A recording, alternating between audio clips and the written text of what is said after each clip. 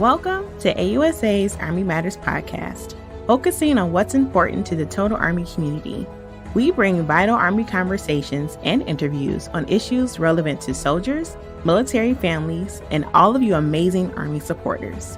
Rotating each week, our show includes Soldier Today, Leading Great Teams, Family Voices, and Thought Leaders. Let's tune into the show.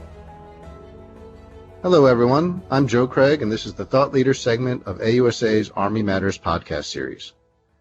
My guest today is Betsy Rohaly Smoot. She's the author of Parker Hitt, the Father of American Military Cryptology. Betsy Rohaly Smoot is an intelligence historian interested in early 20th century cryptology and communications. She's published articles in both Cryptology and Intelligence and National Security. She retired from the Center of Cryptologic History of the National Security Agency in 2017. So, Betsy, welcome to the podcast. Thank you, Joe. It's really great to be here. Well, Betsy, Parker Hitt, the subject of your book, a very fascinating man who's little known today. What would a modern audience find most interesting about him? I think Hitt is remarkable for the number of things he did during his career, and the fact, what I found fascinating was that he was a straight-A student at Purdue University studying civil engineering and made the decision to enlist in the Army in the summer of 1898 in the midst of the Spanish-American War, and loved the Army, got a commission, and never looked back on that decision. He could have been a great academic, a great engineer, and just his life choices, I think, are interesting to people and thinking about what he would do today. Right. I mean, those life choices you mentioned, that is part of what makes him so fascinating. You mentioned in the wrap-up, all the different accomplishments and interests he has. It's amazing because, I think some people, when they think about codebreakers, they might envision some pipe-smoking boffin who kind of gets lost outside the world of ideas.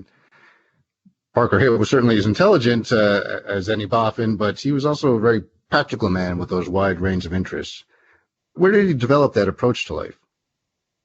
I think perhaps his upbringing led him to be very practical, and I think he was raised to be useful in some ways. He came from I wouldn't say politically prominent, but an old family with lines going back to the Germanic colonies of Virginia.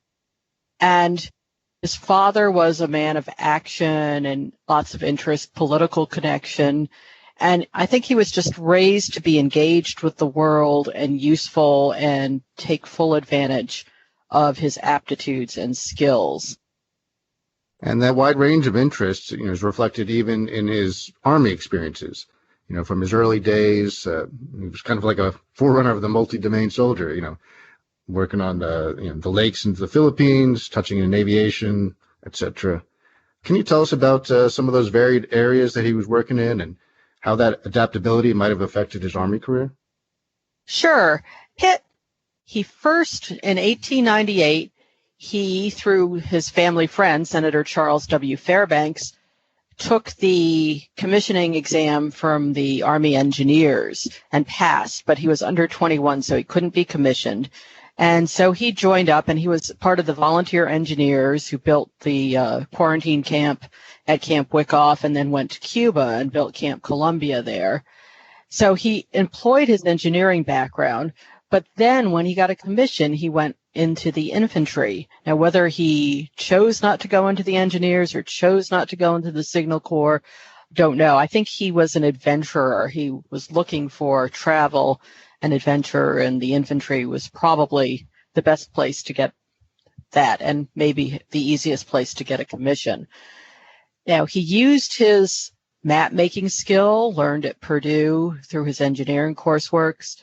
In the Philippines, he was often given difficult tasks, I think, because there were a shortage of second lieutenants, and he had the aptitude and the ability. He was a great hunter, and he would bring in caribou for the men to eat to supplement rations. He fished. He just enjoyed life, I think, and he just set himself to any problem he encountered. Great. And when I start talking about his, cryptologic work, I guess just to kind of set the stage, maybe we should just go over a few terms. Can you tell us, what cryptology is, difference between codes and ciphers, etc.? Okay, I think the easiest thing, a very simplified definition for cryptology, it really broadly relates to the work required to extract information from secret or hidden communications or to protect those secret or hidden communications. And modern listeners might be familiar with signal intelligence, which has many aspects, including cryptanalysis, which is breaking codes and ciphers, and communications security, which includes what we call cryptography, which is making codes and ciphers. Cryptology also broadly involves the collection of these signals, the processing of these signals, everything that you might see the modern day National Security Agency doing today. And it was a term coined by William Friedman. So a difference between a cipher and code, very simply, a code is a representation, a word or set of numbers representing a word or a phrase, and a cipher uses one or more characters to replace letters. So they have different techniques for solving and different techniques for construction. And Hitt was adept at both codes and ciphers, even though he never considered himself to be a cryptanalyst or a cryptographer or a cryptologist. He ended up doing this job in the Army and later in commercial life. Yeah, and it seems that his, during the Army, his most important cryptologic work came during the First World War. Obviously, it was very early days for this area in the military. So could you tell us a little bit about how cryptology was set up for the American Expeditionary Forces and what Hitt's role was in that? Sure, this is a really interesting subject for me, and I left a work behind with the Center for Cryptologic History, which I hope will be coming out later this year on American cryptology during World War I. In the AEF, what eventually happened was that there were three organizations that we think of as cryptologic today. The first were the people who were breaking intercepted codes and ciphers and extracting intelligence that was passed on. And they worked in the G2, in the intelligence section at AEF headquarters in Chaumont, in the G2A6. The other two organizations were subordinate to the AEF Signal Corps. There was the radio section, which was first called the Radio Intelligence Section, which confused things with the G2.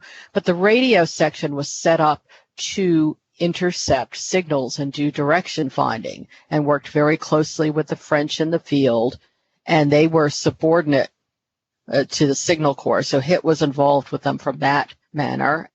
The third side of the cryptology in World War I in the AEF was what was called the Code Compilation Section. These are the people who made the trench codes for AEF use.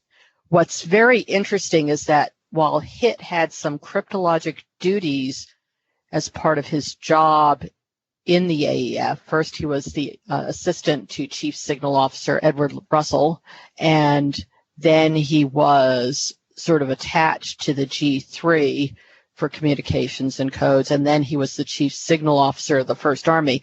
While he had a lot of cryptologic duties and did a lot of things with code and cipher, he wasn't running any of the organizations. However, all the chiefs of these organizations regularly consulted with Hitt and took inspiration from him. So I really see Hitt as being the grease that made this machine run. And he made it possible, and he helped and guided the direction of cryptology. Have you purchased your AUSA swag yet? Be proud to show your support for AUSA, which in turn shows your support for the U.S. Army and our soldiers. Check out all AUSA swag at www.shop.ausa.org. I'd like to highlight, cryptology as a battlefield tool during the war. Could you, for example, tell us about how radio intelligence was used at the Battle of San Miguel?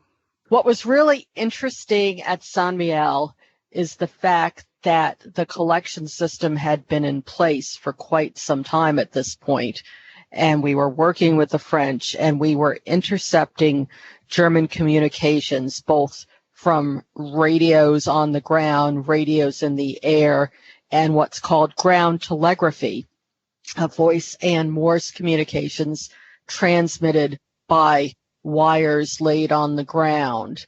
And that was a very much frontline communication tool where you had to be very close to the front line to do the intercept of it.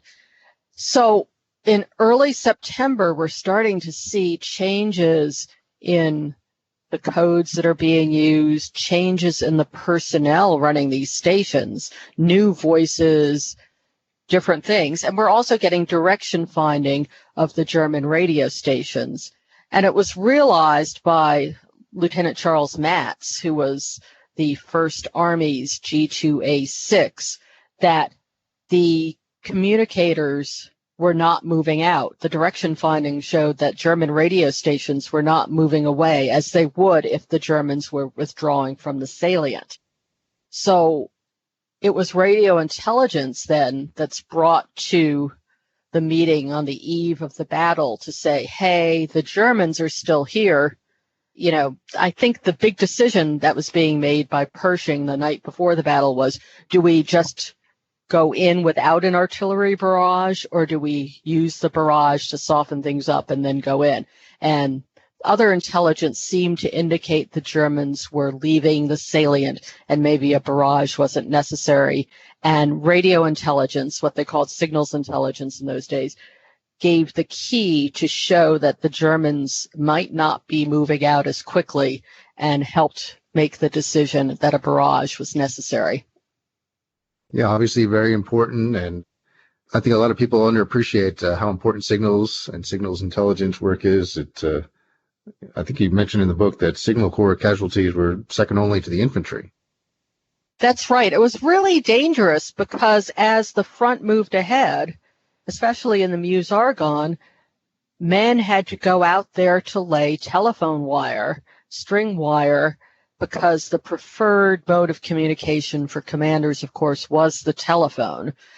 Radio was in its infancy. Many people did not trust radio. There were rules that you had to code any radio messages, and that slowed things down in battle. And so telephone wire had to move forward very quickly, and it was very dangerous to be moving into just gained ground as the front moved ahead, and a lot of signalmen were lost. Well, you've told us, how important cryptology was to, what was happening on the battlefield and about Parker Hitt's role in that. But Parker wasn't the only cryptologist in the family. Can you tell us a little bit about his wife, Genevieve, and her own work in that area? Genevieve is a really interesting character, and I consider this as much a biography of Genevieve and their Hitt's daughter, Mary Lou, as it is of Parker. Unfortunately, there's just not enough documentary evidence to have Genevieve have a book of her own, so to speak. But they were definitely a team. She was a modern young woman raised in San Antonio, Texas, who always vowed she wouldn't marry an Army officer, of course, growing up so close to a big military base at Fort Sam Houston. But she admitted to her mother-in-law in a letter, I hadn't met Parker Hitt then. And when she was a young bride, she was at Fort Leavenworth at the signal school. Hitt was at the signal school, and they were living, Leavenworth was just jam-packed at that point, and they were living in what were bachelor officers' quarters, 2 rooms with no kitchenette even, and cooking on, I don't know what, but, or eating at the mess. And she got interested in Hitt's coursework in codes and ciphers and started solving little problems. When Hitt started receiving messages from Washington to solve over the course of 1915 to 1917, Genevieve was also solving messages for the government and became the first, as far as we know, the first woman to solve codes and ciphers for the U.S. government, even though she wasn't being paid for the task. Later on, when Hitt goes to France in May 1917, Genevieve moves home to San Antonio, moves on to the post, And the Southern Department, which is headquartered at Fort Sam Houston, starts sending her intercepted radio messages that are in code to break out. And they're addressed in handwriting to Mrs. Hitt at her home on the post. And she's doing that again in the fall of 1917, all the way up to the spring of 1918, when the Southern Department's intelligence officer, Robert L. Barnes, hires her to come to work 6.5 days a week at the intelligence office, which was located in the Quadrangle, just a short walk from her home. And she went to work full-time as a code clerk, where she was responsible for coding and decoding official messages, but also for breaking code and cipher messages that were intercepted by Army radio stations or acquired through postal censorship offices. Well, Genevieve was clearly, a pioneer in this area, but it seems to be an area that, a lot of women made important contributions. So can you tell us a little bit about, Parker Hitt setting up the telephone girls and what was happening in Arlington in the next war? Sure. Yeah, World War I is really, it's the start of the modern cryptologic system, and it's the start of women being involved in the modern cryptologic system. Women are employed in MI8 in Washington. They're employed at Riverbank Laboratories, which is contracted by the government to do cryptologic work before MI8 is up to speed. And they aren't used in France. However, as I think recent books have made clear, there's been a lot of publicity lately for the Hello Girls, the female telephone operators. Now, this idea of bringing women to France to handle telephone conversations came up in the Signal office when Hitt's colleague, I think Robert Owen, brought it up, and Hitt and Russell and Owen all agreed they were sick and tired of dealing with the French operators who just caused all sorts of problems. And Hitt wrote the memo that Russell pushed to Pershing to bring over experienced female telephone operators, and then helped made that happen. Fast forward to World War II, many, many women, the larger proportion of the workforce at the Army Security, what became the Army Security Agency, which was then the Signal Security Agency at Arlington Hall Station, the vast majority of those workers were women. And for a brief period, the Hitt's daughter, Mary Lou Hitt, was employed at Arlington Hall Station as a code girl. You've mentioned throughout the book and in our conversation about Parker Hitt's role in cryptology, in the military and his great reputation with his colleagues there. He also, tried to make the subject approachable to the general public. Can you tell us about some of the popular books and games he developed to try to accomplish that? I don't think he originally intended to do that. Now, Hitt had a health crisis and had to retire from the world of work in 1932, and he was bored. And he started looking around for things to do. And one of the things he did was write a little book about cryptology, which eventually became known as the ABC of Secret Writing. He was also approached by someone who wanted to look for ways to get a cipher column into daily newspapers, or maybe sell a cipher game. He devised one called Crypto Game, which never came to fruition and which never sold. But I think he was just looking for something to do, a little way to earn money during the Depression. I don't think he had a great motivation for this, but his manual for the solution of military ciphers was still in demand in the 30s and 40s. People were always writing to him, seeing if he had copies, if he was going to rewrite it, reprint it. Well, that brings us to an interesting part to kind of wrap up. Can you tell us a little bit about Hitt's legacy in the signals world, the National Security Agency, and tell us how you'd like Parker Hitt to be remembered today? Hitt, until very recently, was very little known in even the cryptologic community. The impression his book and his work in France coordinating things, even though that wasn't his job, left a strong impression on William Friedman, who in some ways is the grandfather of the National Security Agency and the 20th century's greatest cryptologist.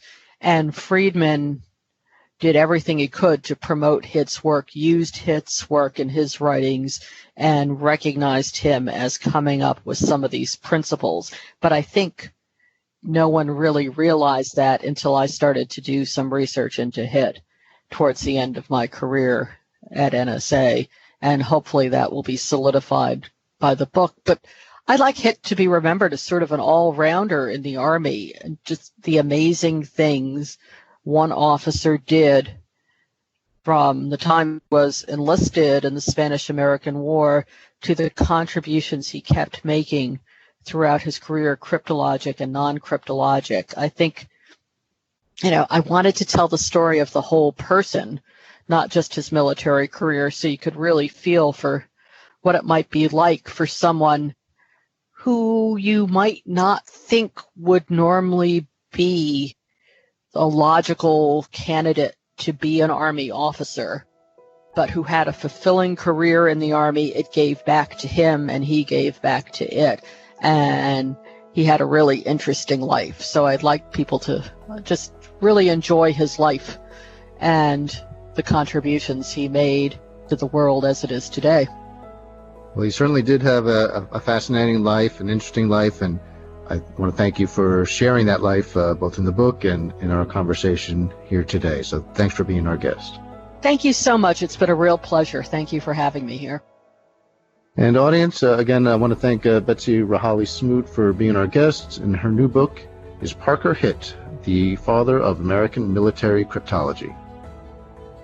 To all our listeners, thanks for joining us. Be sure to subscribe to the Army Matters podcast on iTunes and everywhere podcasts are found. The Army Matters podcast series is brought to you by the Association of the United States Army, the U.S. Army's professional association, member-supported, Army-connected. Visit us at AUSA.org for more information or to become a member. Your membership helps AUSA continue to carry out its mission to educate, inform, and connect with the total Army, our industry partners, and our supporters of a strong national defense. For questions or to provide topic recommendations, email us at podcast@ausa.org. Have a great Army Day. Hua.